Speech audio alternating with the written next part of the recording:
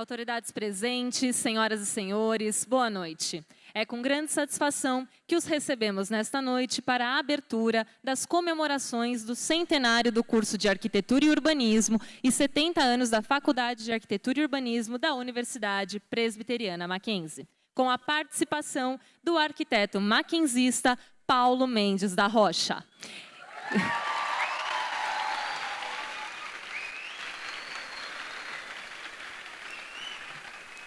Iniciaremos as nossas comemorações com a apresentação do coral Jovem Cênico Mackenzie, sob a regência da maestrina Cláudia Mussi.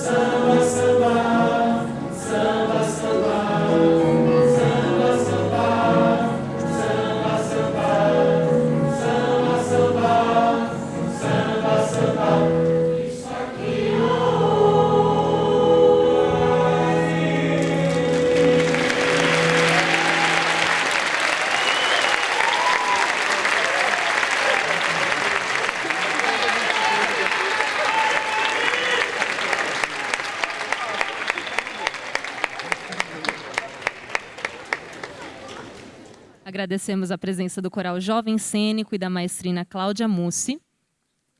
Nós somos uma instituição de ensino confessional, com a missão de contribuir na formação de indivíduos e, consequentemente, na sociedade. Portanto, temos como prática iniciar nossos eventos com uma reflexão.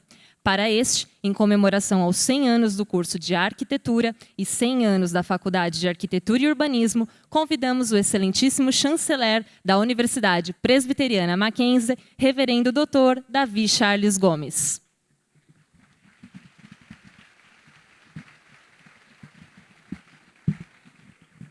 Boa noite, senhoras e senhores. Me alegro em vê-los ou em estar aqui, porque ver a luz não está deixando que eu veja. Mas é uma alegria compartilhar brevemente com vocês. E eu quero oferecer uma reflexão que nos remete à nossa identidade. Falando de uma passagem das Escrituras que vai carecer de brevíssima explicação a respeito de uma tradução inadequada.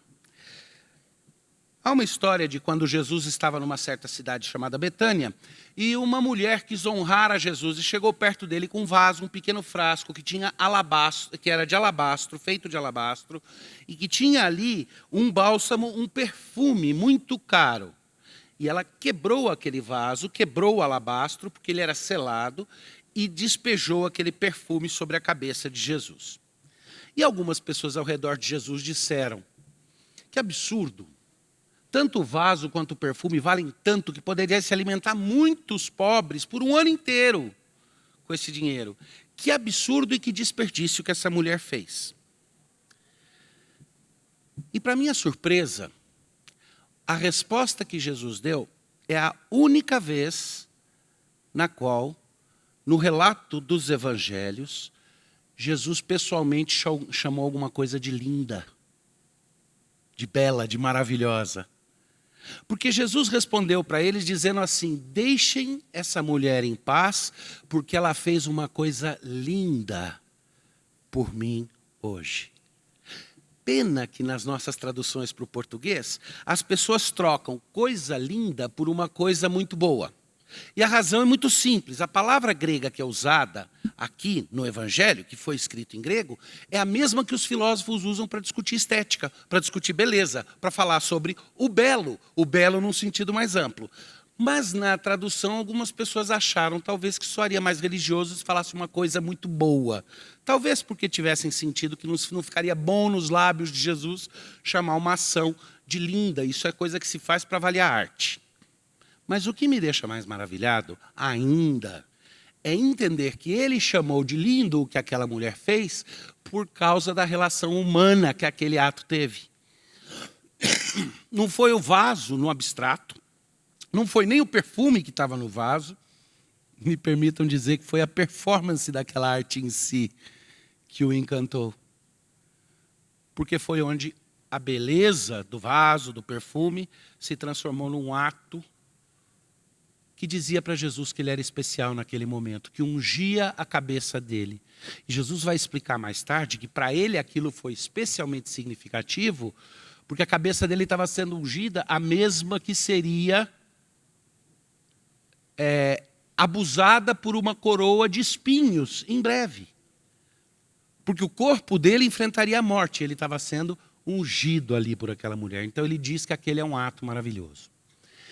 Existem aspectos, eu tenho um interesse muito forte pela forma como a estética permeia todos os aspectos da nossa vida como seres humanos e da nossa reflexão acadêmica se tivermos o coração bem aberto. Mas, especificamente, uma das coisas que sempre me encantou com a arquitetura, e eu tenho orgulho dos nossos 100 e dos nossos 70, e me alegro e fico feliz de termos a oportunidade de celebrar isso, é porque na arquitetura que nós vamos dizer, nós buscamos o belo em harmonia e o belo que cria a harmonia para o ser humano.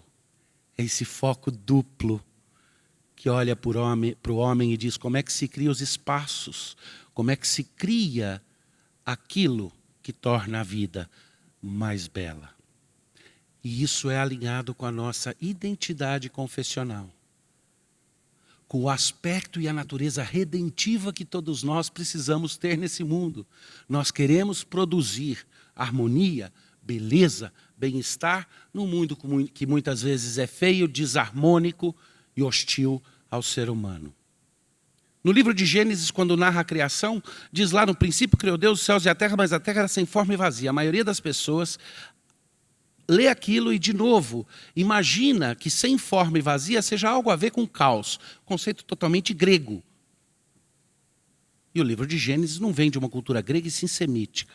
Mas, na verdade, as palavras que são usadas ali seriam melhores traduzidas assim: no princípio Deus fez céu e terra, todas as coisas, mas ainda era inóspito e não apropriado para o convívio humano. E Deus, o grande arquiteto, organizou o mundo para que o ser humano pudesse ali viver. Parabéns aos arquitetos, parabéns aos dirigentes da escola e que Deus abençoe a nossa faculdade de arquitetura. Obrigado, amém.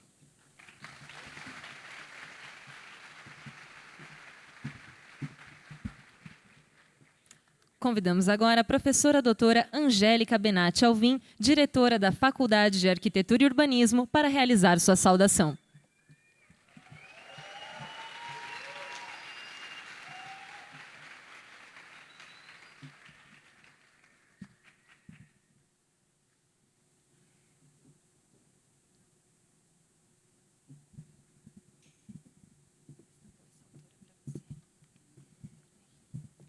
Boa noite a todos. Queria agradecer a presença de todos, em nome da Faculdade de Arquitetura e Urbanismo, especialmente do nosso convidado especial, o arquiteto Paulo Mendes da Rocha. Muito obrigada por sua presença. A todos os demais convidados, né, nós temos aqui hoje diversas pessoas, o neto do nosso fundador, Cristiano Stockler das Neves, os bisneto, o presidente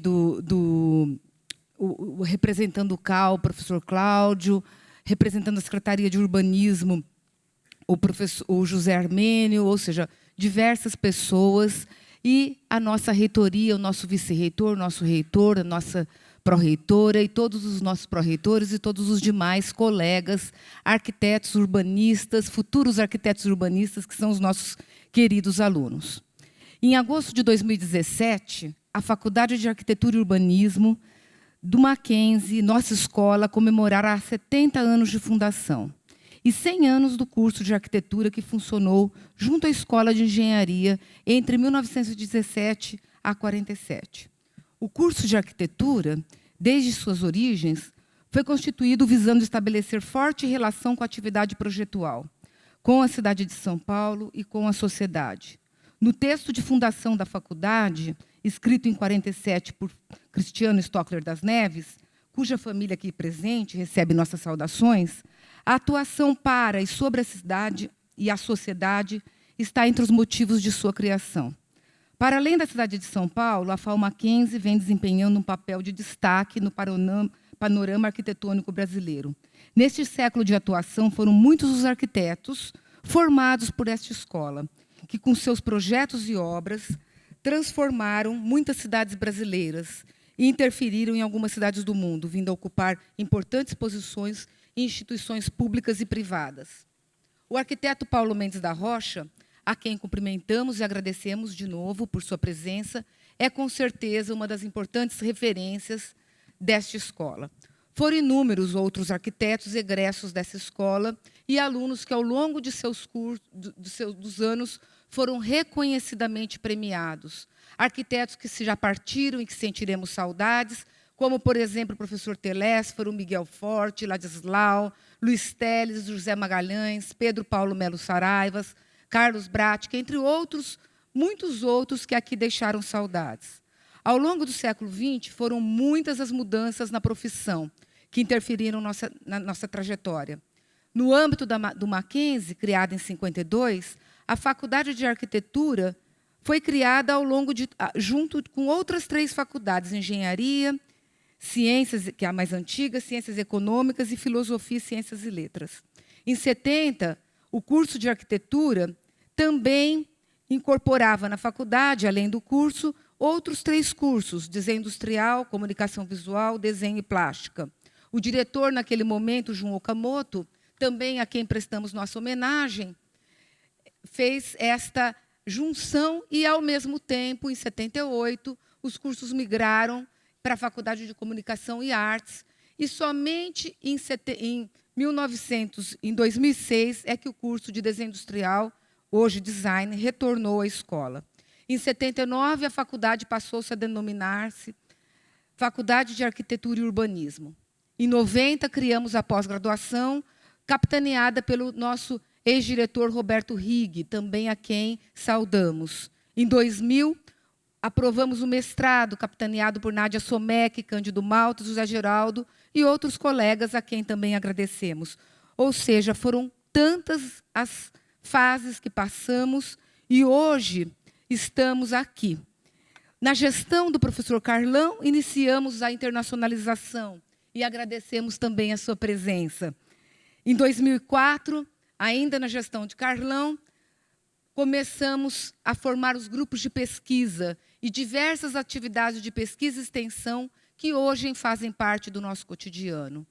Em 2005, 2006, na gestão da professora Nádia Somec, passamos a ter a pós-graduação em nosso escopo, o curso de desenho industrial, como eu já disse, e também o curso de doutorado foi aprovado. Entre 2010 e 2016, na gestão de Walter Caldana, a quem também saudamos, importantes reformas envolveram a infraestrutura da escola, com a ampliação de diversos laboratórios, estrutura acadêmica do curso de graduação e pós-graduação, consolidando o perfil da FAU Mackenzie na atualidade. Portanto, hoje, para além de arquitetos e urbanistas, esta escola forma designers, mestres, doutores em arquitetura e urbanismo e especialistas em diversas áreas de conhecimento da arquitetura, urbanismo e design. Sem perder a sua principal referência, o projeto, as atividades desenvolvidas na escola associam, por meio de uma visão interdisciplinar, a tríade ensino, pesquisa e extensão. As comemorações que ora iniciamos terão o propósito de apresentar as transformações e as evoluções da nossa escola. A partir de hoje, teremos quinzenalmente um conjunto de palestras de importantes arquitetos, mesas redondas com professores e egressos que aqui estão. Em agosto, ocorrerá a grande festa, com apresentação de vídeo, exposição, intervenção no espaço público, lançamento de uma importante publicação aprovada pelo CAL, com patrocínio no edital Parcerias CAL 2016. Tudo isso organizado por professores, alunos e funcionários de modo voluntário. Agradecemos a todos de coração. Enfim, são muitos os agradecimentos. Devo aqui destacar alguns e peço desculpas por eventuais esquecimentos. Agradecemos ao Instituto Presbiteriano Mackenzie, na pessoa do Dr. José Inácio, nosso presidente, à reitoria e demais instâncias da universidade, na pessoa do magnífico reitor, Dr. Benedito Guimarães Aguiar Neto, ao DAFAM e demais entidades estudantis, e a todos os professores, alunos e funcionários da FAO, que constituem a alma desta escola. A todos o nosso muito obrigado.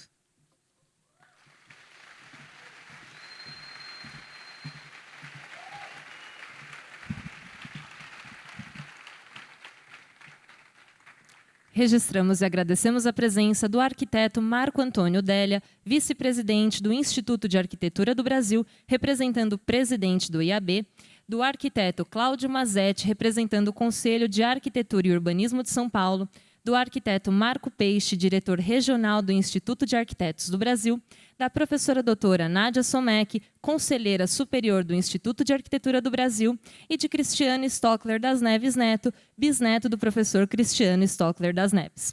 Convidamos agora o magnífico reitor da Universidade Presbiteriana Mackenzie, professor Dr. Benedito Guimarães Aguiar Neto, para realizar sua saudação.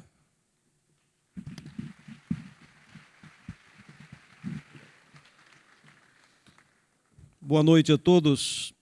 É uma grande satisfação estarmos aqui nesta noite comemorando 100 anos de existência do nosso curso de Arquitetura e Urbanismo da Universidade Presbiteriana Mackenzie e 70 anos da Faculdade de Arquitetura e Urbanismo da nossa instituição.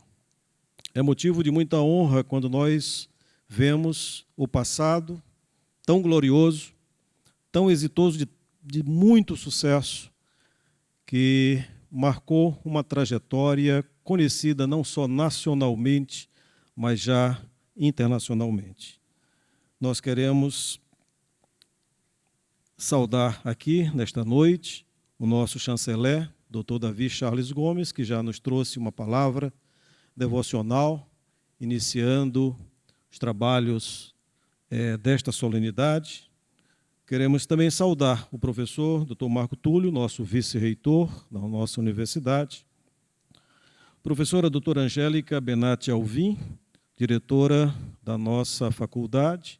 Queremos, em nome dela, parabenizar e nos congratular com todos os professores da nossa FAO, não é? Professores que têm se dedicado ao longo desses anos e que têm contribuído para que a nossa instituição possa comemorar de forma tão bonita esta festa, relembrando o nosso passado.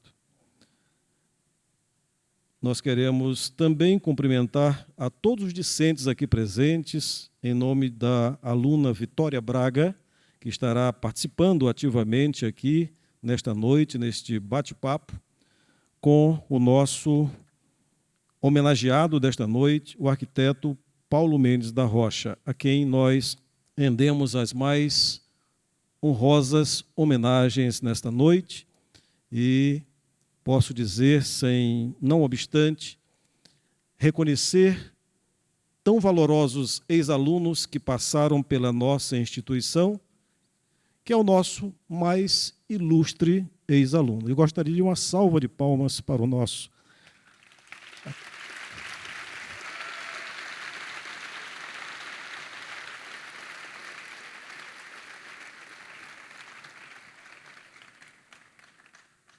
Eu não gostaria de gastar muito tempo aqui, afinal de contas, nós estamos aqui para ouvir o nosso homenageado nesse bate-papo informal que vai ser levado a efeito aqui nesta noite. Mas eu não gostaria de encerrar as minhas palavras dizendo e ressaltando o empenho que tem sido levado a efeito por todos aqueles que dirigiram essa escola, não é, de arquitetura e urbanismo, e que levaram e contribuíram para que nós pudéssemos, pudéssemos aqui nesta noite estar comemorando tão grande feito pelos todos aqueles que foram pioneiros e que passaram por essa instituição. É muito bom dizer aqui a todos os presentes, professores, alunos, convidados, o quanto nós estamos agradecidos pelo empenho que foi observado pela nossa FAO em vários aspectos. E eu gostaria de ressaltar um dos aspectos que tem trazido uma grande alegria e que é, mais uma vez, foi motivo e tem sido motivo de júbilo para toda a comunidade maquenzista da nossa universidade. Nós tivemos, é a instituição mais internacionalizada que nós temos aqui na nossa instituição. E nós queremos parabenizar a todos os docentes, a todos que se empenharam para que nós pudéssemos comemorar este grande feito, que é a internacionalização da nossa faculdade. Eu gostaria de homenagear e agradecer ao professor Walter Caldana, que é o ex-diretor, que se empenhou muito para que a internacionalização fosse uma realidade na nossa FAO, e a professora Nádia Somek, que também já foi diretora da nossa FAO, que foi a orientadora da primeira tese de dupla titulação de doutorado na nossa instituição, após 147 anos de existência. Parabéns, professor Walter, professora Nádia, e agora a professora Angélica, que com muita maestria, com muita habilidade, dá continuidade a esse trabalho, que se consolida a cada ano, e são inúmeros os projetos e os convênios que nós temos assinado, que consolidam cada vez mais o papel da FAO como uma instituição que ruma cada vez mais para a internacionalização, aspecto dos mais importantes hoje em qualquer instituição de ensino superior no nosso país. Recebam, portanto, todos vocês que fazem parte dessa grande família maquenzista sediada ou que foram sediados em algum momento das suas vidas na nossa gloriosa FAO. Parabéns e muito obrigado.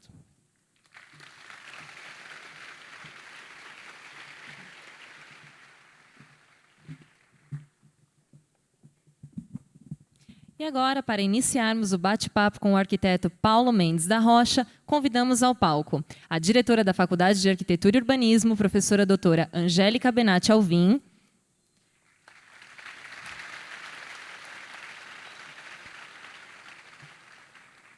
os professores da Faculdade de Arquitetura e Urbanismo, Sami Bussab e Maria Isabel Vilac,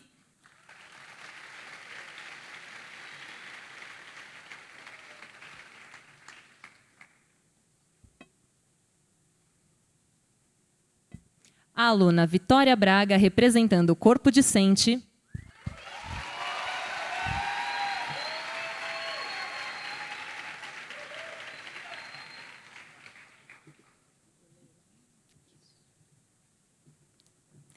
e o arquiteto maquenzista Paulo Mendes da Rocha.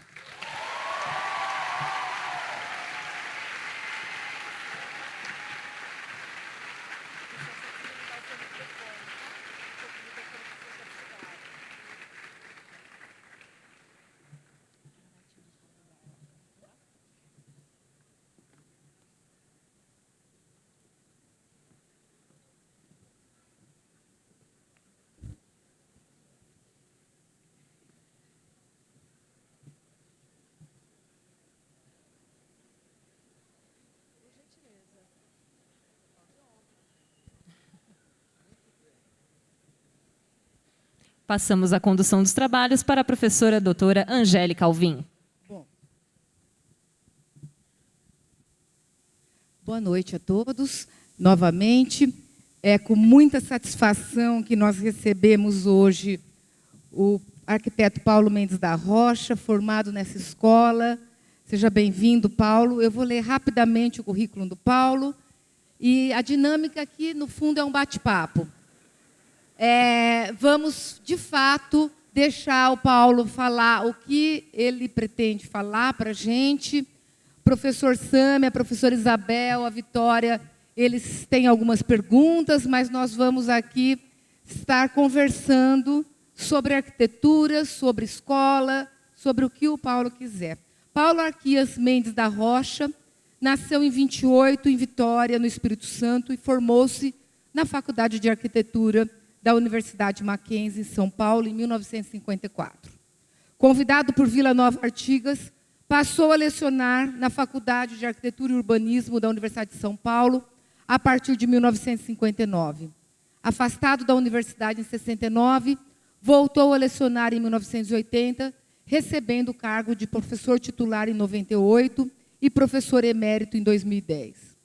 Foi autor de inúmeros projetos e obras de referência, entre elas o ginásio do Clube Atlético Paulistano, em 1957, quando recebeu o grande prêmio Presidência da República na 6ª Bienal de São Paulo. O pavilhão oficial do Brasil, na Expo 70, em Osaka, Japão. O Museu Brasileiro da Escultura, o MUB, em São Paulo, em 87, obra que lhe valeu a indicação para o primeiro prêmio Miss Van der Rohe de Arquitetura Latino-Americana, em 99. A reforma da Pinacoteca do Estado de São Paulo, que lhe valeu o prêmio Miss Van der Rohe de Arquitetura Latino-Americana, em Barcelona, 2000. O Conjunto Arquitetônico Cais das Artes, em Vitória. E o Museu dos Coches, em Lisboa, entre outras tantas obras. Entre seus projetos, atualmente, destacam-se o conjunto do Museu de Zoologia, Arqueologia e Ciências da USP, a elaboração dos edifícios para abrigar o Museu de Arte Contemporânea, o MAC, o Instituto de Estudos Avançados, entre outras obras em andamento. Seus projetos e obras deram origem a importantes publicações organizadas por diversos colegas, alguns que atuam ou atuaram na FAO Mackenzie, como a professora Isabel Vilac e outros tantos aqui presentes.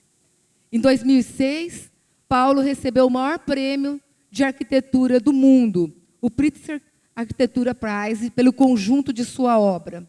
Em 2016, ganhou o Leão de Ouro em Veneza, Itália, e o Prêmio Imperial de Japão, em 2017, o Prêmio Royal Gold Medal em Londres, ou seja, estamos sendo premiados ainda. Isso é muito importante e muito bom. Sempre estabeleceu parcerias importantes com escritórios técnicos de São Paulo, de outros países, participando ativamente de atividades também educacionais. Recebeu inúmeros títulos de professor emérito e doutor honoris causa. Em 2007, Paulo Mendes da Rocha recebeu o título de doutor honoris causa pela Faculdade de Arquitetura e Urbanismo da Universidade Presbiteriana Mackenzie. 10 anos depois, a FAO Mackenzie convida-o para dar início às nossas comemorações, as comemorações de seus 70 anos e do centenário do curso de arquitetura. Seja bem-vindo. É um prazer tê-lo conosco. Obrigada.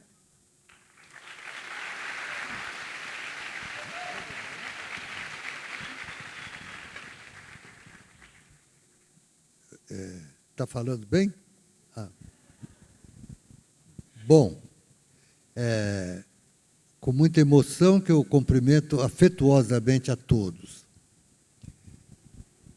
Aos queridos amigos que sabem há quanto tempo estamos juntos e a quem eu devo tudo, afinal de contas, que fiz na vida, aqueles que participaram comigo dos trabalhos, a essa escola, os seus diretores, os seus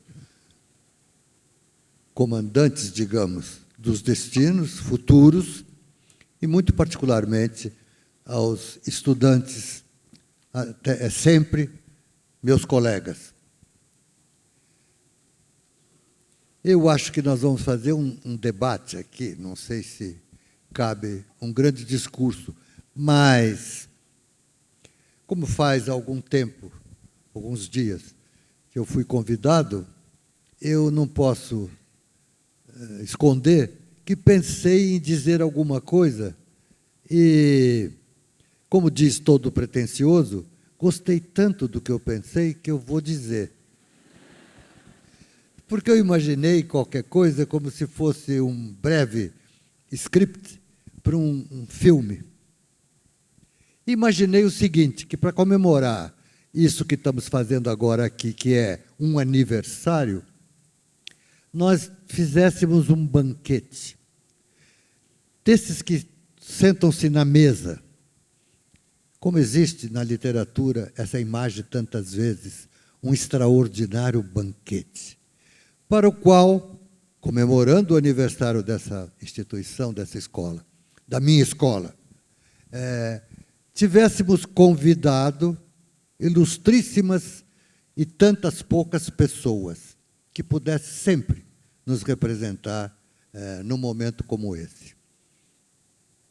Logo de início, entraria a extraordinária figura que seria o patrono desse banquete, a cabeça da mesa, o senhor Cristiano Stockler das Neves.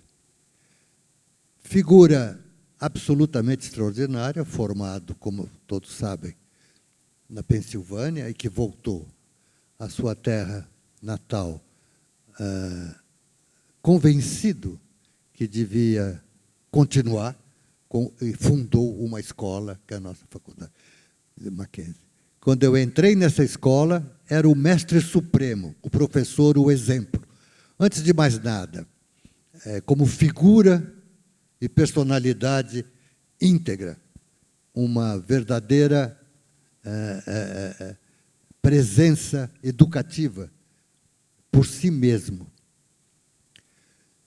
Arquiteto brilhantíssimo, de visão acadêmica, digamos, mas nada mal para iniciar um curso de arquitetura, como um certo rigor, principalmente tendo atrás de si uma obra que demonstrava onde isso podia chegar. A estação da Sorocabana, que hoje abriga a nossa orquestra sinfônica. O Ministério da Guerra no Rio de Janeiro, uma construção extraordinária, na Avenida Getúlio Vargas, ao lado do antigo Palácio do Itamaraty, da Estação Central do Brasil, uma espécie de centro cívico da cidade do Rio de Janeiro, um homem muito extraordinário. Professor meu, em seguida, outro arquiteto estupendo, que vem chegando para esse banquete logo depois e se abraçam, entra a figura extraordinária de Elisiário Baiana. Esse carioca que veio para São Paulo e se tornou professor, convidado pelo Cristiano, dessa escola, entra para esse banquete com uma posição extraordinária.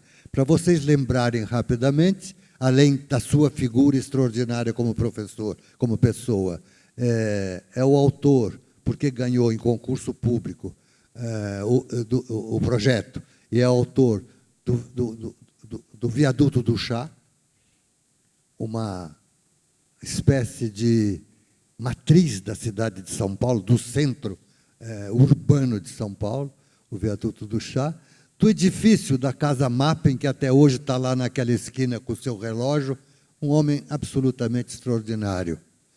Em seguida, para esse banquete e para essa escola comemorar o seu aniversário, entra a figura de um engenheiro ilustríssimo, Roberto Rossi Zúculo, o homem que introduziu no Brasil, introduziu aqui, em São Paulo particularmente, o concreto protendido, como uma técnica especializadíssima, que exigia, inclusive, tecnologia aperfeiçoada, que ele trouxe e representava entre nós o sistema Freycinet, com todo o seu engenho, cabos, guindastes, cones de ancoragem, uma série de providências de uma engenharia útil, prática, eficiente, que ele exerceu com um brilho extraordinário, até hoje está aí homenageado com o nome Viaduto, etc. Depois, para o banquete, vem vindo uma figura que vocês tinham que conhecer, amorosa para nós, inesquecível. Pedro Corona, um artista, pintor, aquarelista de grande beleza suprema, cuja obra, inclusive alguns exemplos dela, estão nos acervos da Pinacoteca do Estado, até hoje, de São Paulo. Esse homem maravilhoso que pôs a questão artística num nível estupendo entre nós. E vem também, entrando para o banquete logo depois, nesse primeiro time, digamos, a figura muito extraordinária de um professor de uma cadeira árida, topografia, Serafim Orlandi. Por quê? Era tão capaz, esse homem professor de topografia, de fazer com que víssemos o que é a importância para a arquitetura da geomorfologia, do sítio urbano, do sítio onde estamos, da geografia associado à arquitetura, na sua conformação nítida e precisa, tal como possa ser até o famigerado levantamento topográfico, onde a coisa está instalada. Com esse time, nós aprendemos como quem inaugura um conhecimento num ato, num banquete, associação estupenda entre arte, ciência e técnica. Fantástico. Pouco depois, vem entrando juntos 3 já figuras que, na minha imaginação, foram precedidas por uma que faltou ainda. Por quê? Quando eu entrei na escola, uma das coisas que me surpreendeu foi, na parede, na parte administrativa dessa torreão que ainda hoje está aí, que é a sede da faculdade, uma fotografia de formatura, que foi também uma lição inaugural para mim, ao ver que a minha turma já de 60 tinha ali na parede um quadro de formatura de poucos anos atrás, com 5 pessoas.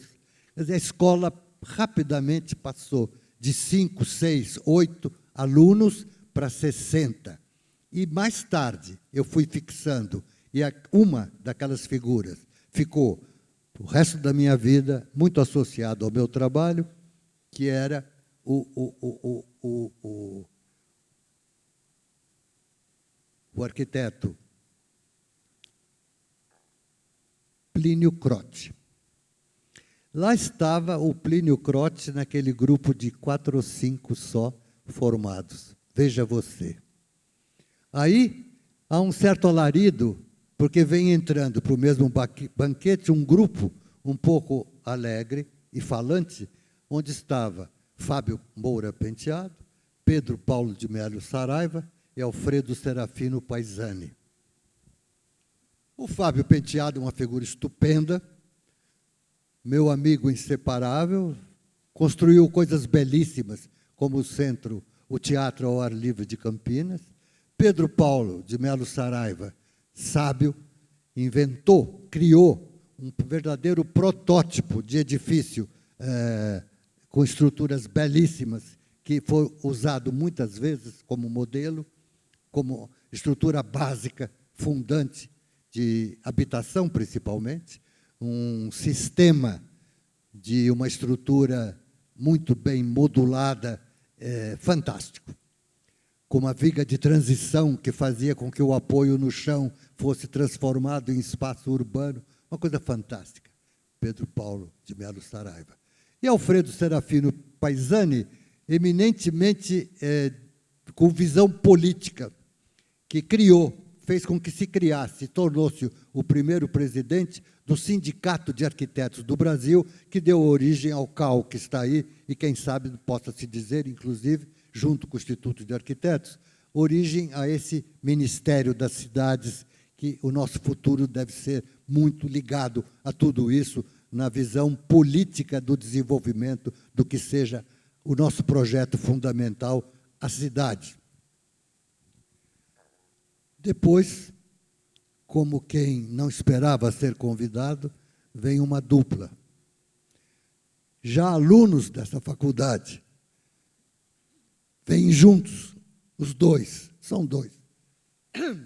Carlos Milan e o famoso, depois, pelo que deixou o Centro Cultural São Paulo, Eurico Prado Lopes. Entra Carlos Baixas Milan e Eurico Prado Lopes. O Carlos Milan chegou a ser meu contemporâneo na escola, um ano mais velho. Deixou uma obra belíssima, com o pouco tempo que viveu, apesar do pouco tempo. E Eurico Prado Lopes também, com o maravilhoso Centro Cultural São Paulo. Com isso, inaugura-se o banquete, que termina no momento em que todo mundo conhece o barulhinho da faca batendo no copo e pedindo licença, e levanta-se o patrono supremo, na ocasião, Cristiano Stocks das Neves, levanta, como é de praxe no banquete, no final, a taça e diz: feliz aniversário a essa escola maravilhosa, viva a Faculdade de Arquitetura e Urbanismo da Universidade Mackenzie. Viva! Foi esse o filme que eu inventei. Eu esqueci. Alô? Tá ligado? Ele esqueceu de dizer que, por último ainda, nessa festividade, entra o nosso querido arquiteto prestigiado e premiado, Paulo Mendes da Rocha, que nós temos a honra de recebê-lo aqui. Eu queria aproveitar e fazer Perfeito. Queria fazer uma pergunta. Essa belíssima obra que você executou ao longo da sua carreira, sempre houve uma procura muito grande pela estética, pelos aspectos construtivos, pelos detalhes arquitetônicos que nós conhecemos. Qual é a sua avaliação hoje em relação a essa busca que você teve durante todo esse tempo?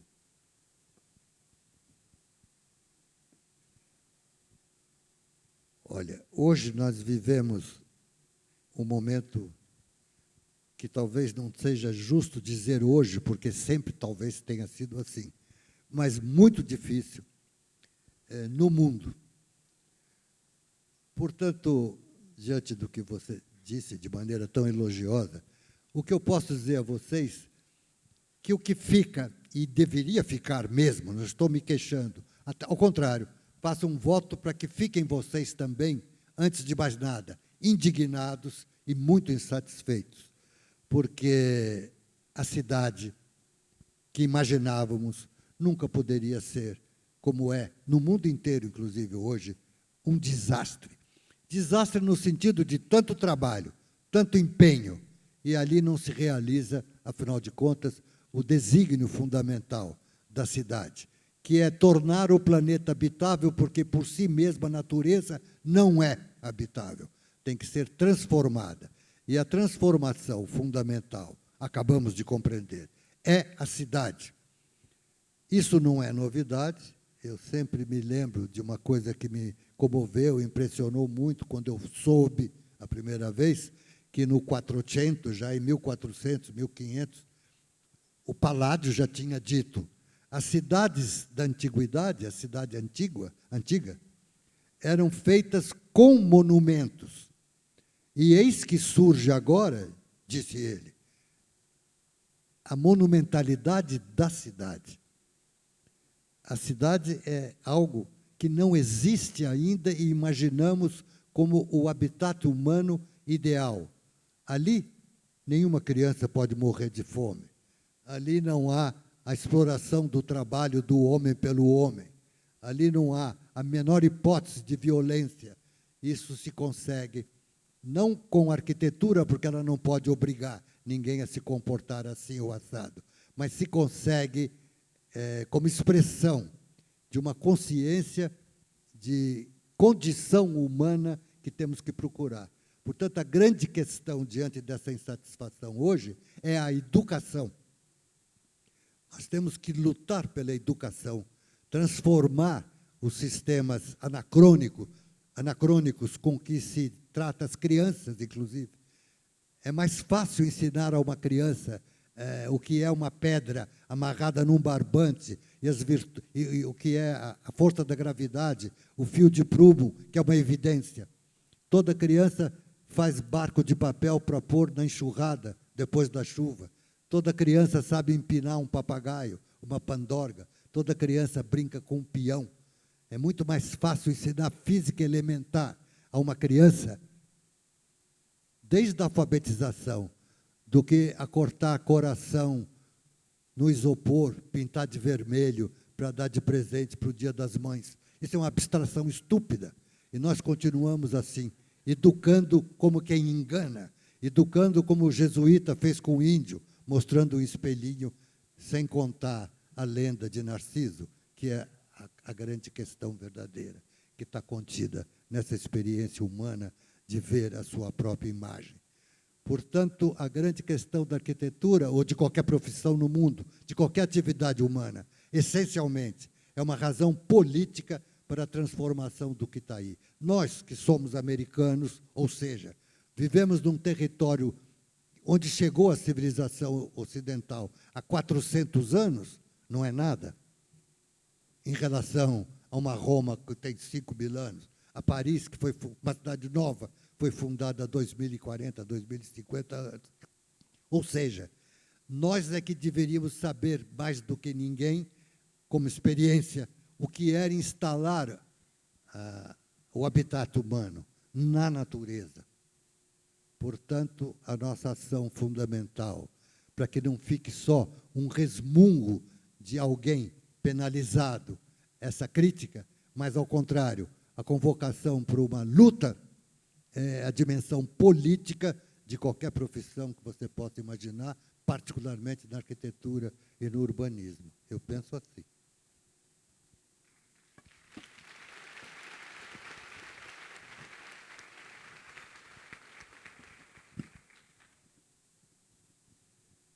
Paulo, é um prazer te receber aqui na minha escola também. Estou muito contente. Da minha experiência, é a primeira vez que eu encontro você aqui dentro do Mackenzie, a não ser uma vez numa sala de aula. Então, um grande prazer que você esteja aqui e seja esse arquiteto homenageado. Fiquei pensando nessas questões que você coloca, além desse maravilhoso banquete, que, de uma certa maneira, sinto a presença dessas pessoas, ou desses espíritos por aqui, né, que iluminaram a sua instrução, a sua educação, né? E essa questão da educação, que, sim, é muito importante, e também conjugada com a questão dessa dimensão política, sejamos nós profissionais, sejamos nós cidadãos, né? Eu queria tentar acrescentar a questão no sentido de algo que certamente aconteceu enquanto vocês estudavam, que foi a criação do IAB, que foi essa conversa entre, vamos dizer, a possibilidade de representação, né, desse profissional, né, diante, vamos dizer, da questão política, aí sim, colocada com essa representatividade pública. E aí eu acho que seria interessante colocar, se você quiser, essa ligação entre a educação, esse período de estudar aqui, e, ao mesmo tempo, a formação desse órgão tão incrível que foi o IAB, que acredito foi o primeiro, né? E depois o sindicato. Não sei bem a cronologia. Sim, essa dimensão política da atitude do homem em geral, do trabalhador, e muito particularmente daqueles que têm o privilégio de uma formação já de caráter superior, universitária, etc., essa dimensão política não pode ser exercida, não pode ter efeito a partir do nada. Exige algumas providências e organizações. Esse Instituto de Arquitetos, fundado no Brasil até certo ponto, de modo tardio já, eu não sei se foi nos anos 40, 30, por aí, não é? É um exemplo. Em 2010 fez 90 anos. Tem mais ou menos a idade de nós, de alguns de nós aqui ainda. Então, foi fundado esse Instituto de Arquitetos no modelo, inclusive internacional, nos outros países já existia, justamente para reunir os arquitetos já formados e discutir essa questão sobre a política com que se ocupam os espaços. No fundo, é isso. Porque, para resumir, como é o caso hoje, não se deve fazer grandes discursos, vamos conversar. Mas, para resumir essa questão da política, é que fica o seguinte, como coisa já sabida, isso nós sabemos, é que podemos ter certeza que não podemos saber, muito menos ensinar, exatamente o que fazer. Mas podemos, por outro lado, ter absolutamente certeza do que não se deve fazer. Essa é uma questão interessante de considerar. Porque, então, tudo que fazemos é uma experimentação, e por aí vamos andando, mas na direção daquilo que já foi organizado entre nós como um horizonte possível. Isso sim, por aqui. Por aqui, não. Não pode dar certo. Para que vocês tenham ideia e não fique isso um discurso assim no ar, vamos fazer o que se faz sempre na escola. O professor diz, depois de uma dissertação desse tipo, que ficou um tanto abstrato, como não sei exatamente o que fazer, mas posso saber exatamente o que não fazer. Diz o professor, comumente nas escolas. Por exemplo, é assim, sem a verticalização, a construção vertical, que o elevador é que resolveu, inclusive, a questão, a cidade contemporânea não poderia existir, porque as suas grandes virtudes, transporte público, rede elétrica, telefonia, distribuição de água potável na torneira em cada casa, rede de esgoto para colher os dejetos, só se consegue com eficiência e projeto e administração possível com a concentração que a verticalização permite brilhantemente. Digamos, está lá o edifício vertical. Entretanto, se você tira uma casinha que está no lote, que é o traçado original da cidade, a rua com o loteamento para se fazer casinhas, você tira uma casinha e ali faz um prédio, e se tiver lucro, você tira outro e faz outro prédio, é um desastre. Para verticalizar, o solo tem que ser modificado. Um outro desenho do chão deve surgir para que a cidade tenha êxito, que garanta a fluição do pedestre no chão, etc., etc., e a verticalização, como a concentração desejada e assim por diante. O pior da repetição do erro é que existem brilhantes exemplos daquilo que teria sucesso. Entre nós, por exemplo, eu já disse isso 1000 vezes, mas vou repetir hoje, para quem nunca tenha ouvido. Existe o Copan, como exemplo muito interessante de implantação, e o chão onde há restaurantes, bares, cinemas. A cidade flui e as casas estão ali em cima, principalmente no mesmo prédio, apartamentos de 40 metros quadrados e apartamentos de 100 metros quadrados. Não é o tamanho do apartamento que distingue se é casa de pobre ou casa de rico. E outro exemplo extraordinário é o Conjunto Nacional, que é o único quarteirão na Avenida Paulista em que você pode andar tranquilamente, olhando as vitrines, etc., como é costume e uso e gozo da população que vive numa cidade Existe no térreo também cinemas, cafés, etc. O prédio, os escritórios estão lá, etc. Porque toda a quadra foi destinada a um projeto só, belíssimo projeto, inclusive, do nosso querido Davi Libeskind, meu grande amigo. Não, é verdade, éramos muito amigos.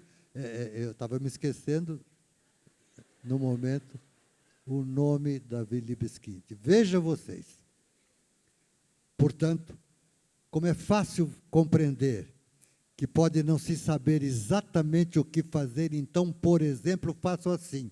Porém, sei que o que não se deve fazer é tirar casa por casa e fazer um prédio, etc. etc. É isso que eu queria responder para você. Paulo, você está colocando... Alô?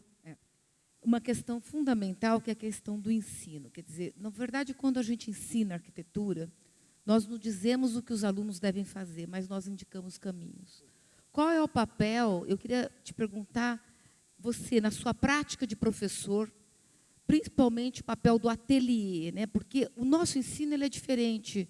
Né? O ensino de arquitetura e urbanismo, ele exige a prática do ateliê, ele exige o contato próximo do professor e aluno, o contato do projeto. O projeto é construído no dia a dia, na sala de aula, com orientação do professor, mas, ao mesmo tempo, com a capacidade dos nossos alunos serem protagonistas e serem ativos, proativos, no sentido de buscar caminhos. Queria ouvir um pouquinho você, como professor, no sentido do papel do ateliê. Isso, para a gente, é bastante importante. Bom, estão me chamando muito de professor, mas eu preciso confessar que eu, se estivesse na escola, estaria aprendendo com a juventude que está aí, porque é muito difícil você dizer o mundo de hoje exatamente como será. Nós estamos numa situação, porque eu mencionei a nossa posição americana, etc., os 400 anos.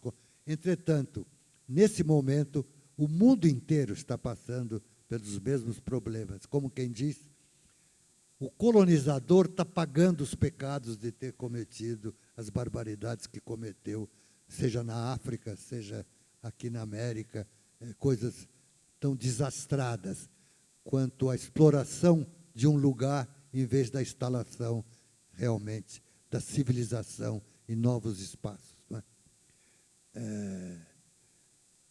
É difícil você se imaginar professor.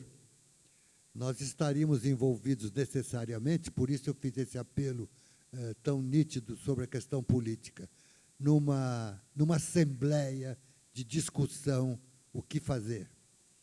Porque a questão é, sem dúvida, mundial. Não é mais agora uma questão de país atrasado ou país adiantado.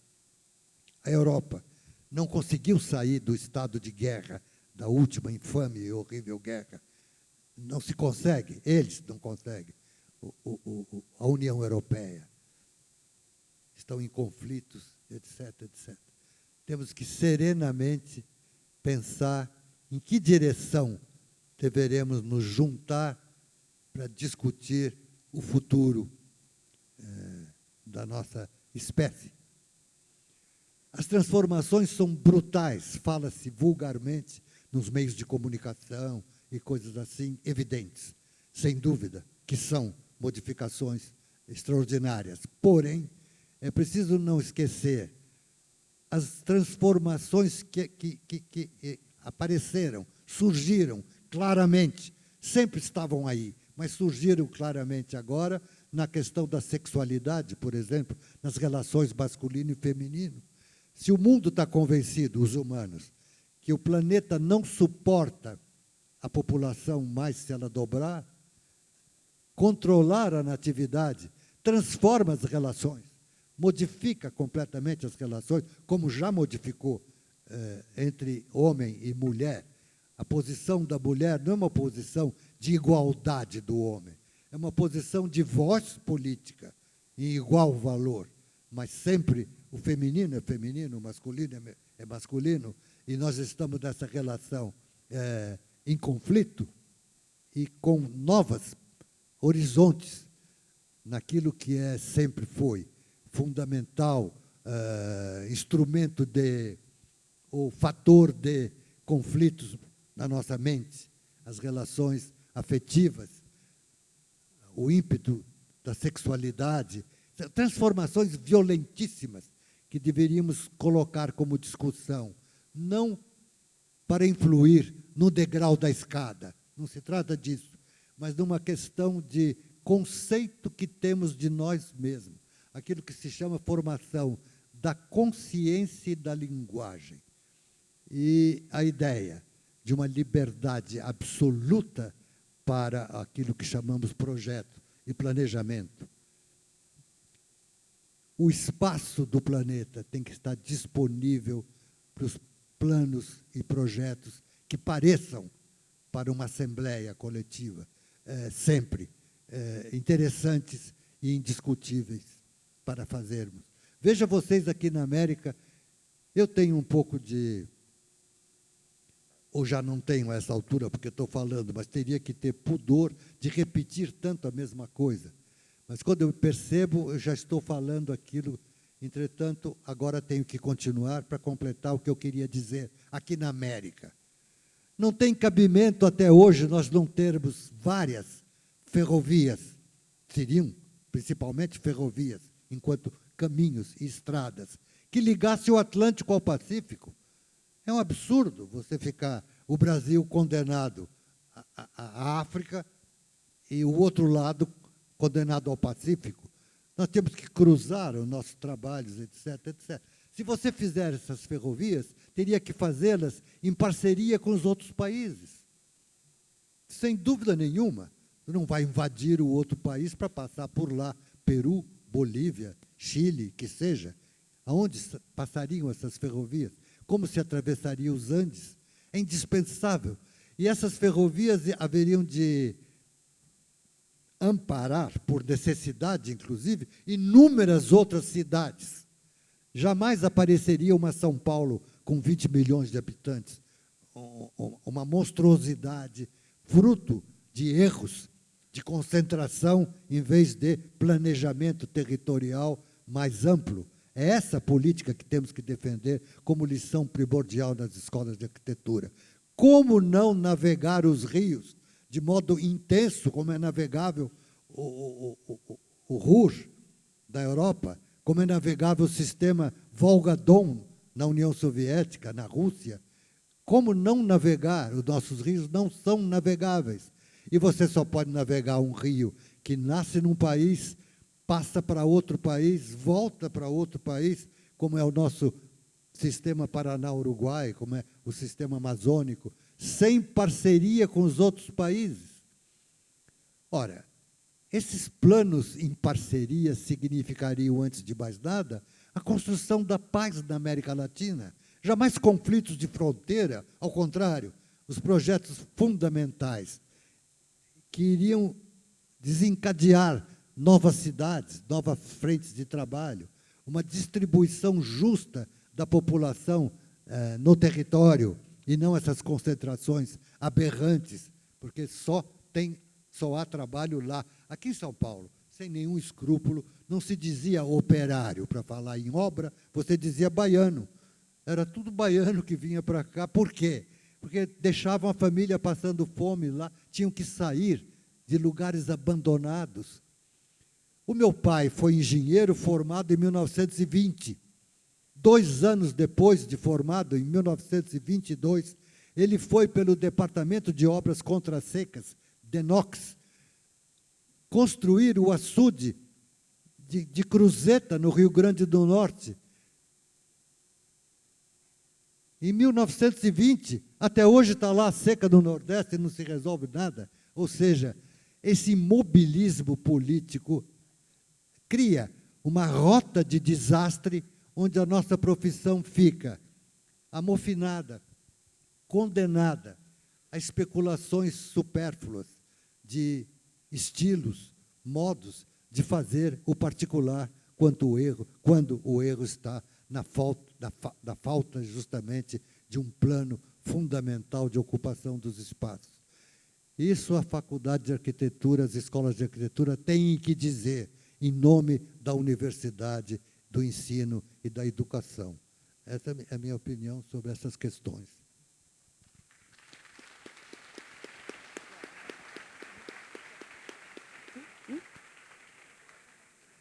Som.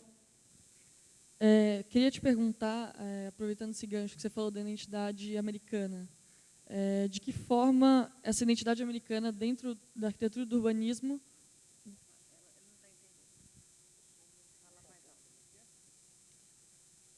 Aproveitando... Está ouvindo? Está ouvindo agora?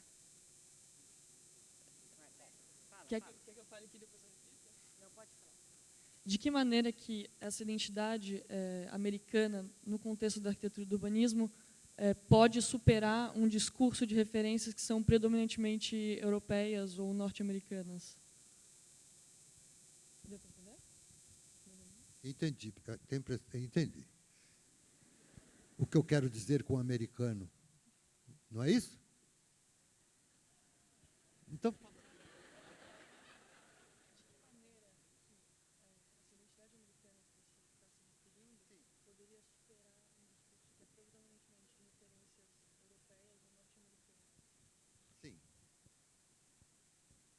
vocês entenderam o que ela perguntou. Primeiro, a ideia não é superar. Quando você conversa e expõe uma ideia, não é para superar a ideia do outro. É para ouvir, então, o que o outro tem que dizer em réplica. É para discutir a questão. E quando eu falo América, não é para distinguir da América do Norte. Eu digo América, toda a América, enquanto episódio histórico que apareceu para o mundo ocidental, a chamada cultura ocidental, com as navegações. Dizia-se, há 400 anos atrás, é ontem, não é nada há 400 anos. O homem que dizia que o planeta era um calhau, uma esfera praticamente, girando desamparada no universo, submetida às leis da mecânica celeste, e que, portanto, se você navegasse, podia dar a volta no mundo e iria encontrar, se houvesse outras terras, como os navegantes fizeram e encontraram. O homem que dizia isso chamava-se Galileu e foi condenado à fogueira por dizer isso. Hoje o cientista recebe o prêmio Nobel. Quer dizer, os tempos mudaram. E essa América, contrariada quanto à ideia de que não existia, pelos navegantes que tinham a coragem, porque sabiam já, por observação de estrelas, aquilo que a navegação ensina, e se calavam, e navegavam, chegaram nessa América. É essa América que eu me refiro. Uma novidade que não se sabia e como aquilo foi tratado. O plano crítico desse episódio é que leva a algumas considerações, como as que eu estou fazendo, sobre erro e acerto, o que não sabemos exatamente como fazer, mas sabemos o que não fazer. Destruir a América, ver na América simplesmente fonte de riqueza para rapinar-se, pegar aqui tudo que havia, seja café, seja pau-brasil, seja diamantes e ouro, levar embora e massacrar. Principalmente o que os espanhóis fizeram na costa pacífica, civilizações fantásticas, como os incas, os astecas, foram destruídas, cidades inteiras, arrasadas, para que pudessem rapinar e levar tudo embora. Isso foi feito na África. O mundo está pagando isso. Essa discussão hoje é mundial e encontra a solidariedade mundial discutir essas questões. A Europa está enfrentando os mesmos problemas. A França não sabe o que fazer com os argelinos, a Espanha não sabe o que fazer com os marroquinos, a Holanda não sabe o que fazer com os habitantes de Sumatra, de Bornéu, que são as colônias que foram destroçadas, estraçalhadas. O Congo belga com a Bélgica, o que é o Congo belga?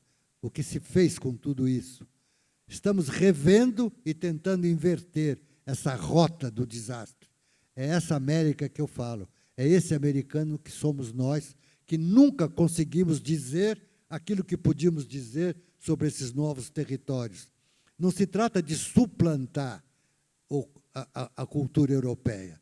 Já não é uma cultura europeia, é a cultura do colonialismo, da exploração do planeta como quem come, sem saber a consequência que aquilo pode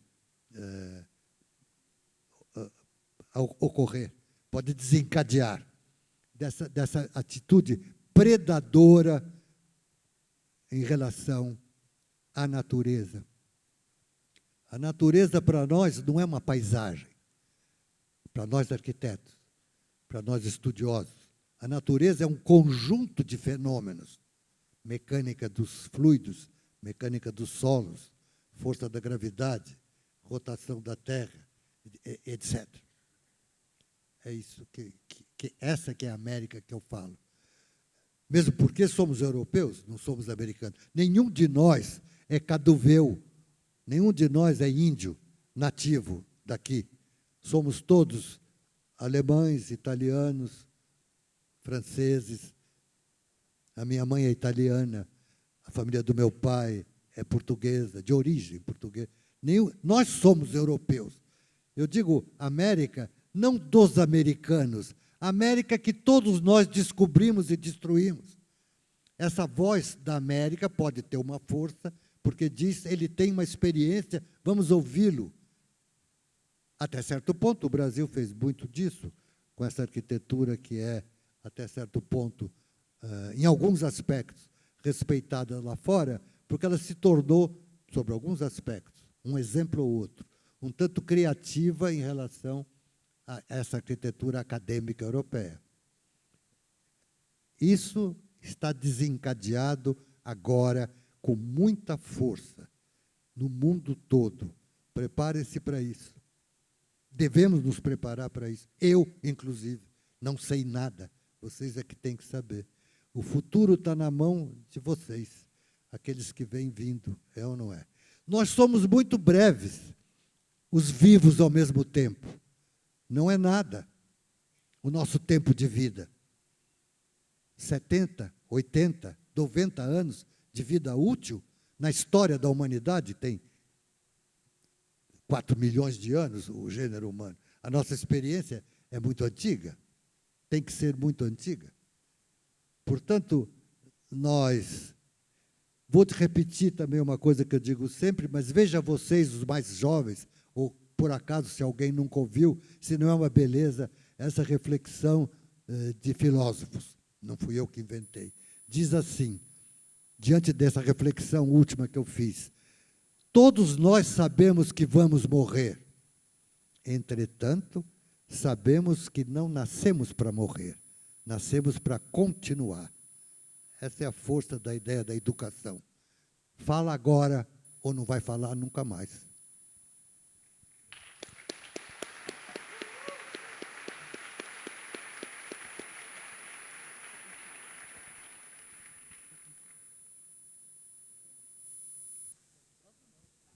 Eu queria, na verdade, acho que a gente está aqui num bate-papo muito gostoso e, no fundo, o que você está nos colocando, Paulo, é uma perspectiva para essa juventude de transformação.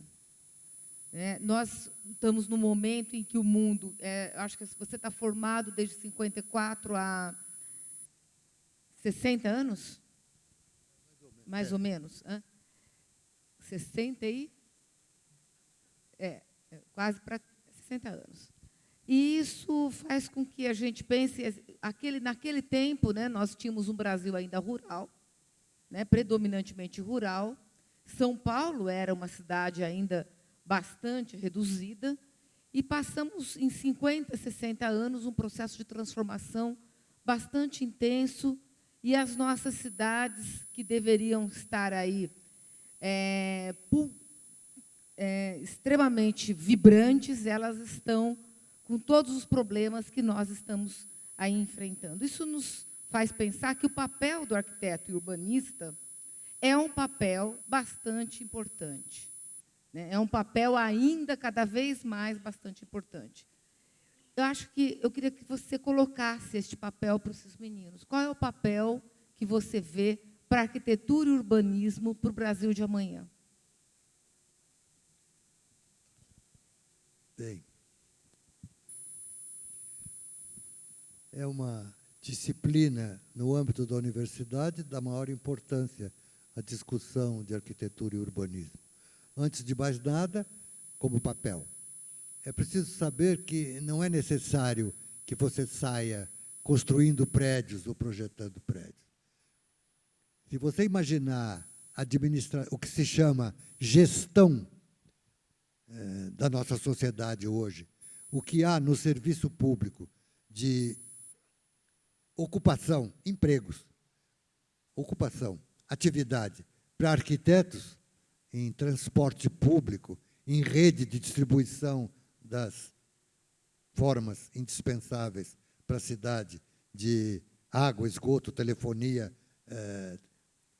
o transporte, a distribuição no espaço das atividades humanas é uma coisa fantástica para saber aonde nós vamos ter atividades. Por outro lado, como exemplo, históricos, você pode estudar arquitetura para fazer cinema, você pode estudar arquitetura para fazer teatro. É uma forma peculiar de conhecimento. Não é necessário que você se ponha absolutamente a construir pilar, viga e parede, em hipótese alguma. Entre outras razões, é porque uma das questões interessantes para considerar é que se essa cidade terá que ser transformada, já que ela é desastrada, com certeza não será com demolição e reconstrução, mas com ocupação de outro modo, dos mesmos edifícios, das mesmas instalações. O que há de fantasticamente criativo, inventivo, nessa forma de viver que está na frente para nós, e principalmente na educação, é incomensuravelmente amplo enquanto quadro de atividades e trabalho. O arquiteto não está destinado simplesmente a fazer janela, parede, quarto, cozinha, banheiro e porta de entrada. Não é isso. A transformação dos espaços exige uma reflexão de caráter projetivo, de pôr como a ideia para que a coisa se realize de uma forma tão ampla quanto possa ser a navegação dos rios, a construção de novas cidades, a modificação dos sistemas, o homem do campo, que foi mencionado aqui. Bem, mas hoje não existe mais o trabalho de campo que obrigue o homem a morar no campo. Existe uma atividade de produção de alimentos, etc., maquinário e coisas extraordinárias, em que o homem sempre haverá de morar em cidades e não mais no campo. Essas transformações fazem com que seja o universo chamado arquitetura e urbanismo um campo de especulações tão vastos quanto possa ser o cinema, o teatro, a literatura. É bom estudar arquitetura se você quiser ser escritor, por que não? Por exemplo. Portanto, é preciso também não confinar as atividades na especificidade profissionalizante daquilo que se chamava, sempre se chamou, inclusive, até hoje, se chama curso disso e curso daquilo. O conhecimento é um amplo espaço de manifestação da vida humana e da notícia que você quer dar ao outro. Há muita forma de discurso, além de simplesmente a construção arquitetônica, ou o valor arquitetônico da construção. Passar a palavra para o Sami.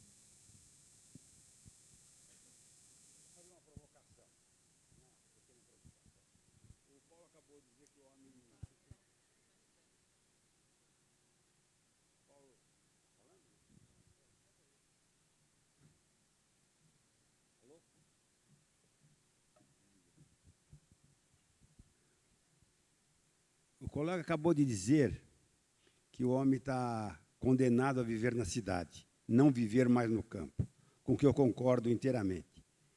Porém, o que a gente está assistindo hoje é um assodamento com relação a viver na cidade.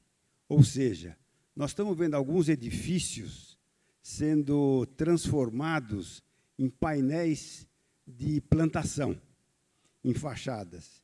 Pergunto, qual é a sua opinião sobre isso?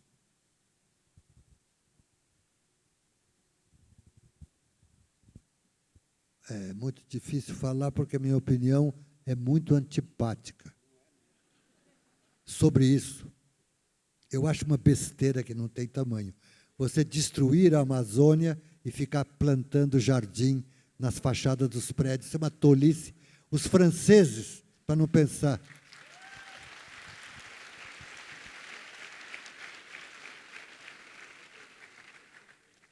Os franceses cometeram abertamente, na minha opinião, essa tolice. Fizeram manifestações, até contato conosco aqui no Brasil, houve isso. Chamaram uma grande operação na cidade de Paris, chamada tropicalização de Paris, fazer jardim no teto de todos os prédios, etc. Isso é uma idiotice para quem destruiu a Argélia inteira, como a França fez. É uma espécie de pagar as penas de uma maneira tola dos erros que cometeram com a política colonial no mundo inteiro, os europeus. A parte de vegetação, o mundo da botânica no planeta é uma coisa de uma maravilha total. Não é para se plantar trepando nas paredes dos prédios, etc. Provavelmente a umidade vai fazer mal à própria construção, vão aparecer uma série de problemas. É uma estupidez enquanto se destrói a Amazônia. Por exemplo, no nosso caso particular, eu penso assim, é uma tolice que não tem tamanho.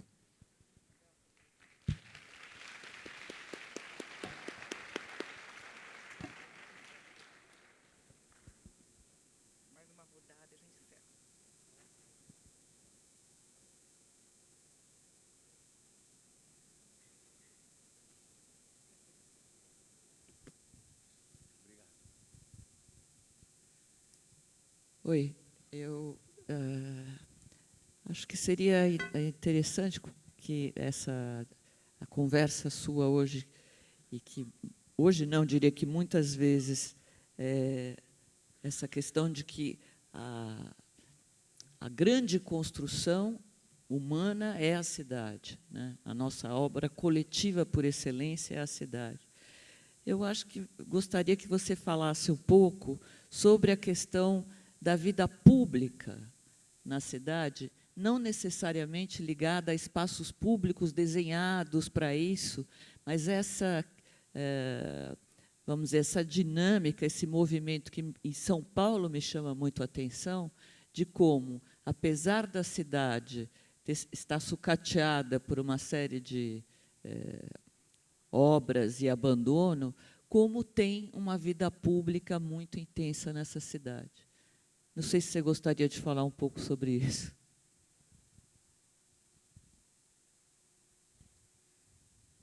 Vocês estão vendo que é uma exibição difícil o que estão fazendo comigo, porque minha querida amiga Isabel, são coisas difíceis de dizer, principalmente assumindo a responsabilidade que deve se assumir, falar para vocês, principalmente jovens. Cuidado com o que diz o outro, eu posso dizer bobagem, mas sem me preocupar se é bom dizer ou não, a verdade, entretanto, tem sempre algum valor. E eu posso garantir que é verdade porque, apesar de estar disposto, se for o caso, a mudar de opinião, mas, de qualquer modo, atualmente o que eu penso diz que essa história do público, do espaço público, etc., tem me cansado um pouco, porque a nossa existência, desde que nascemos, tem uma dimensão pública. Não existe, no conceito de arquitetura, espaço privado. Se é espaço, a palavra espaço quer dizer público. Não existe espaço privado. Veja se eu não posso ter razão. Eu sozinho, não como teoria para vocês aceitarem. Dizer assim, esse maluco diz isso porque ele pensa como. Eu vou dizer como eu penso. Quanto a isso, nada mais privado, ninguém pode negar. Eu disse que não há espaço. Há nada mais privado do que a mente, a nossa mente. Ninguém pode saber o que eu estou pensando. Eu posso pensar o diabo e ninguém vai saber. É verdade ou não? É verdade. Entretanto, tudo que se pensa, se procura imediatamente publicar. Imagine você que uma figura como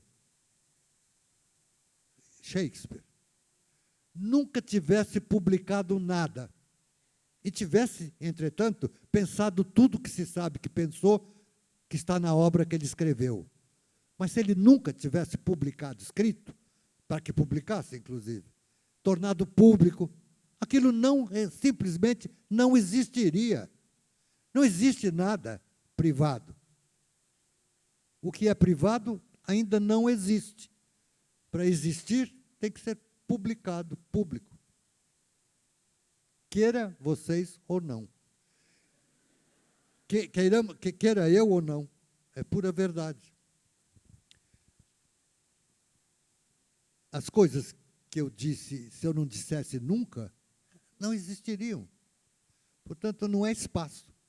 Se torna espaço um pensamento, uma notícia, um poema, uma dança, quando se publica.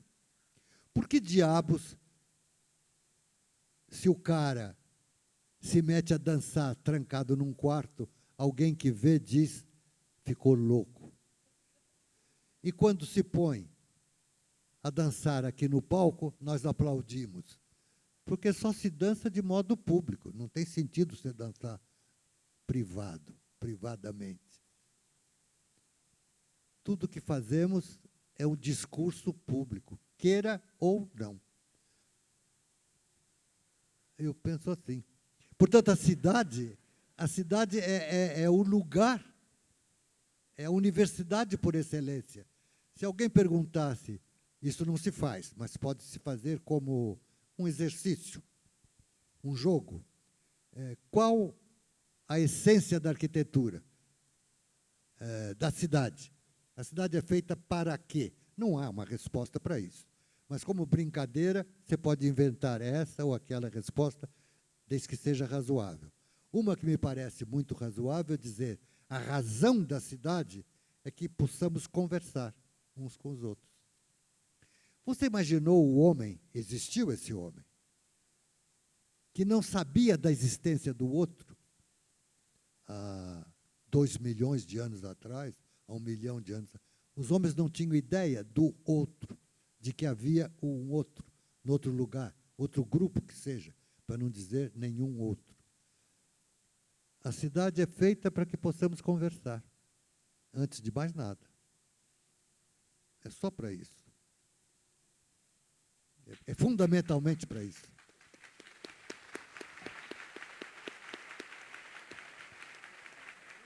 Vitória, eu vou passar a última pergunta para a Vitória e aí a gente vai caminhando para o fim. Alô? Consegue me ouvir? Não.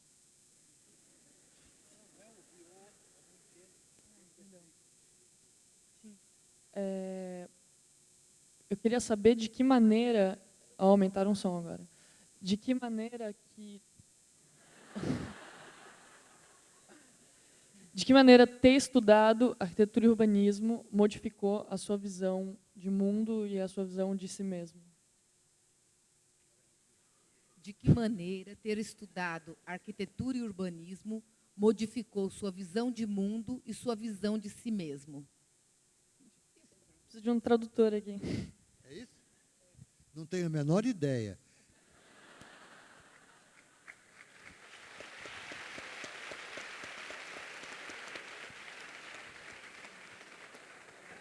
Bom, eu queria agradecer imensamente, em nome da faculdade. Nós estamos aqui caminhando para o fim. Queria agradecer imensamente, em nome da Faculdade de Arquitetura e Urbanismo do Mackenzie, Universidade Presbiteriana Mackenzie, a sua presença aqui com a gente hoje. Eu acho que essa conversa, ela é, para nós, um momento muito especial e enriquecedor. Porque, no fundo, acho que a pergunta embora você não tenha a mínima ideia da resposta da Vitória, o jantar que você descreveu, o grande encontro que você descreveu hoje aqui para nós, nos remete à memória do que nós temos dessa escola. E, com certeza, isso, ao longo dos anos, transformou a sua vida. Então, eu queria te agradecer muito, em nome de todos, e te oferecer aqui um presente e uma homenagem.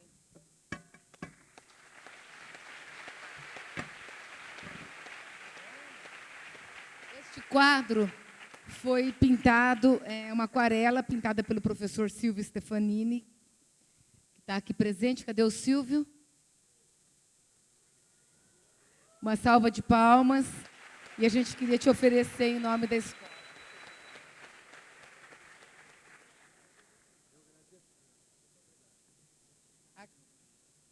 Aqui também tem um certificado feito especialmente pelos professores, pela professora Pérola e demais professores do curso da extensão. E um presente também, uma publicação da nossa editora, que aqui conta a história do Mackenzie, o Mackenzie em 3 séculos. Espero que você goste.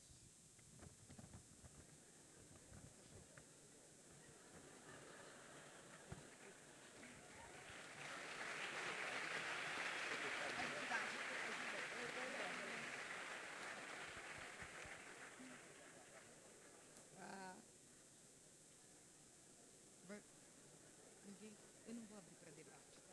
Senão vai ficar muito extenso para você, está muito cansativo.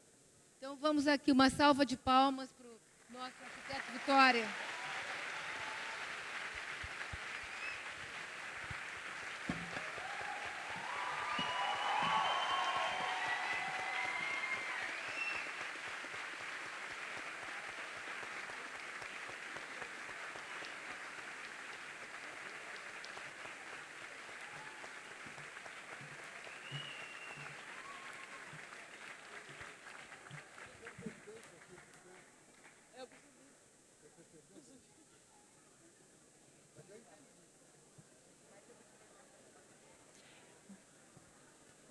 Pessoal, nós ainda não terminamos o evento, agora nós vamos dar o resultado do concurso do nosso selo. Momentinho só. Gostaríamos de agradecer novamente a presença do arquiteto Paulo Mendes da Rocha. Foi uma honra tê-lo aqui hoje conosco. Agradecer também a participação da professora Angélica, professor Sami, professora Isabel e Vitória Braga.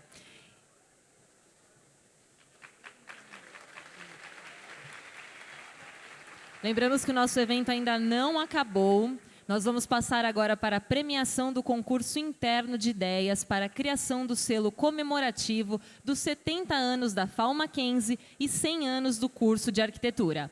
Gostaríamos de convidar ao palco para a leitura da ata do concurso o professor Lucas Fer, coordenador do curso de arquitetura e urbanismo e presidente do júri.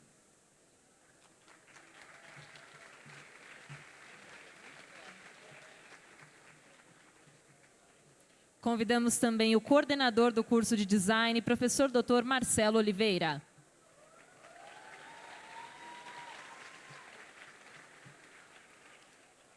A professora Larissa Ferrer Branco.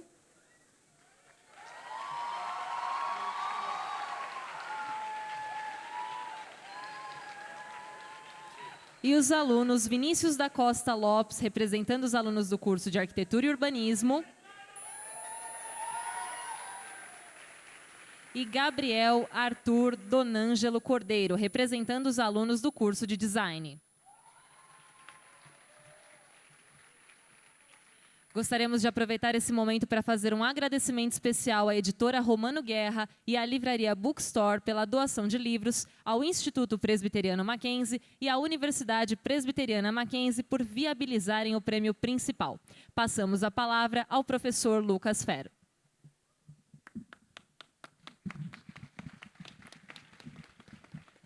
Bom, boa noite a todos. Pouco difícil, né? Um certo anticlímax depois de falar depois do Paulo e de Mendes da Rocha e de toda a turma, mas agradeço a permanência de todos vocês aqui no nosso auditório. Bom, cabe a mim ler a ata, fizemos um concurso, né, para escolha do selo comemorativo, né, em alusão a essa data de 170 anos do nosso curso e escola. Então, eu vou ler a ata e depois a gente vai divulgar os premiados.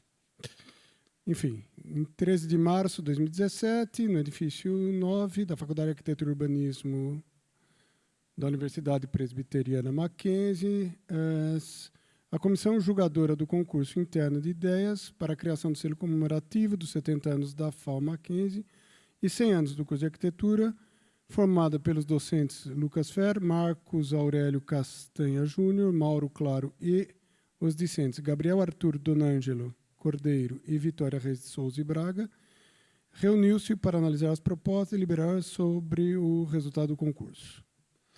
A comissão iniciou a sessão com a minha indicação para presidente da comissão, por isso que eu estou aqui. O professor, solicitou a professora André Almeida, representante da comissão organizadora, presente na sessão de avaliação, que esclarecesse a forma de organização do concurso. Ela esclareceu que foram escritas 34 propostas, renomeadas pela comissão organizadora em função da ordem de inscrição. De forma prévia, essa comissão organizadora verificou se todas as propostas recebidas atendiam ao edital, concluindo pela desclassificação de 5 trabalhos, a saber, as propostas numeradas 8, 13, 22, 25 e 33. Portanto, do conjunto, 29 propostas foram validadas. Na sequência, leu-se o edital do concurso e reforçou-se os critérios de avaliação a serem utilizados na condução do julgamento, a saber, criatividade, originalidade, qualidade da execução, relação com o tema da proposta e aplicabilidade.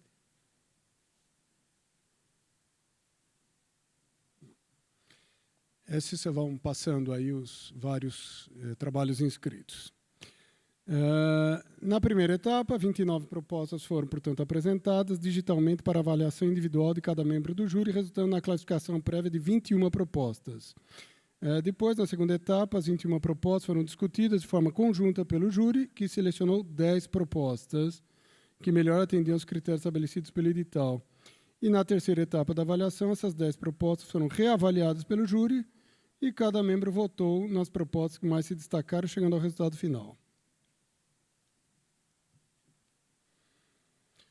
A comissão julgadora decidiu, então, por escolher a proposta vencedora e indicar 3 propostas para receberem menção honrosa. Agora a gente está esperando aqui o Matheus colocar as propostas. Bom, menção honrosa, a proposta que recebeu o número de 28, dos alunos do curso de Arquitetura e Urbanismo, Jennifer Liu, do 7º semestre, Renan Freitas e Silva Martins de Brito, também do 7º semestre, que vai aparecer ali já já.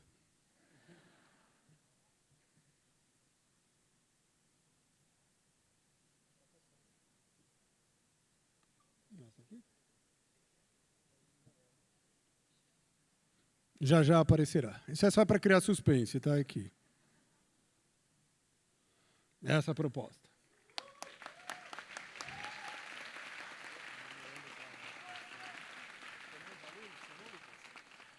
Oi? Eu chamaria os alunos, Jennifer, Renan e Faltou alguém. Silva Martins de Brito, mas faltou o primeiro nome dele aqui.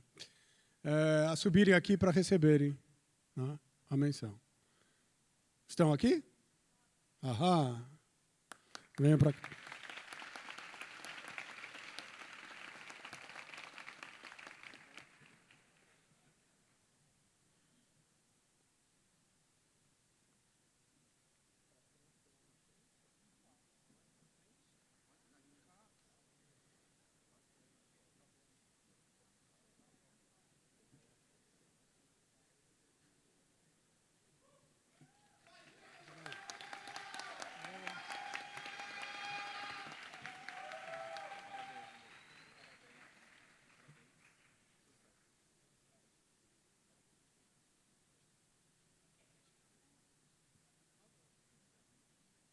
Quem vai tirar foto?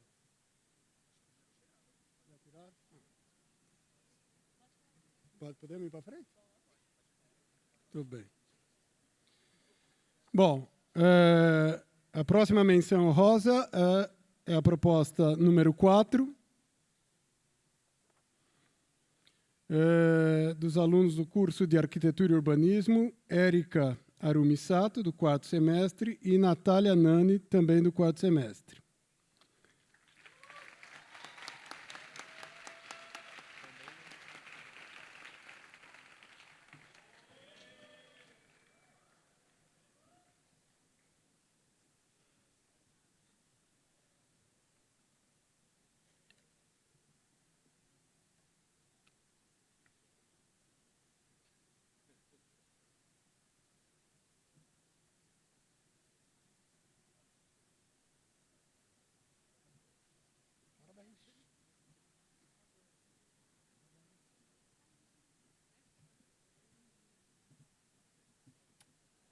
O prêmio será entregue, a menção será entregue pelo presidente do DAFAM, Vinícius.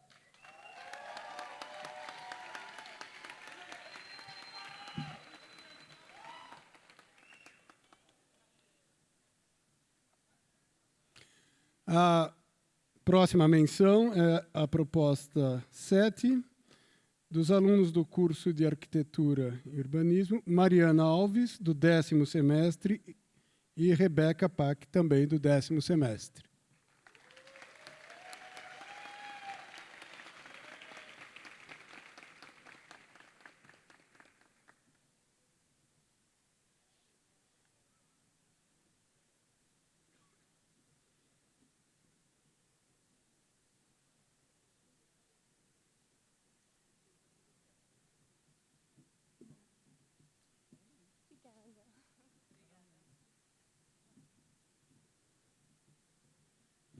A professora Larissa Branco está entregando as menções.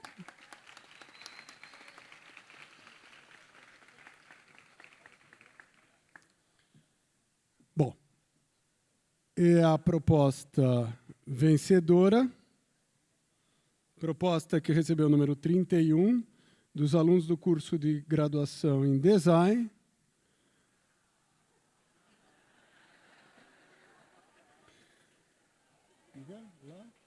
Lala Land.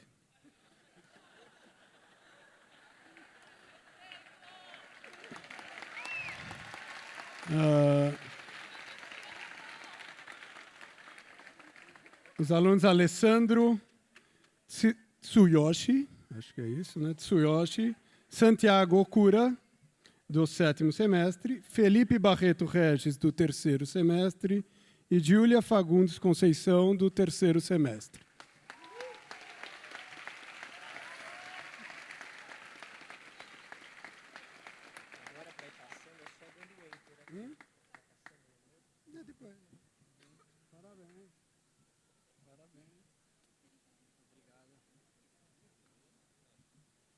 E o professor Marcelo Oliveira está entregando, ó, o prêmio.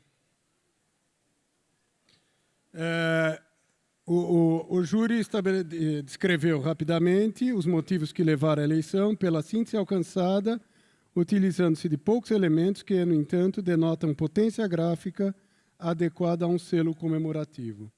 Apresenta delicado equilíbrio com ótimos desdobramentos e aplicações. O elemento gráfico deslocado à esquerda compõe forma e espaço em alusão à arquitetura e à cidade, remetendo a questões de escala, tecnologia e desenho. Propõe uma solução instigante em relação à representação dos dois momentos históricos comemorados, destacando ainda valores caros à escola, como tradição, inovação e vanguardismo. Muito bem. Acho que uma salva de palmas a mais para todos eles. Vai para fundo, hein?